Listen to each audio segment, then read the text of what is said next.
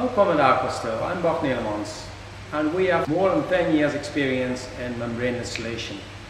And we came from TRL level 2, just using membrane, all the way up to technical readiness level 8, where we provide complete air gap membrane installation systems and direct contact membrane installation systems. Hi, I am Martijn.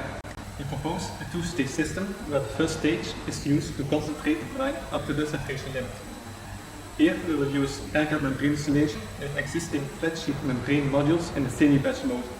This way we produce clean water while the brine concentration level is increased. The second stage is membrane crystallization. Now we will extract water and dissolved solids simultaneously, resulting in a near zero liquid discharge.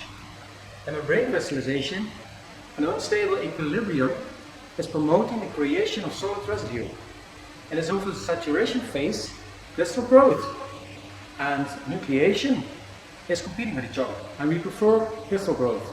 And for that you need a really good control over the extraction of water.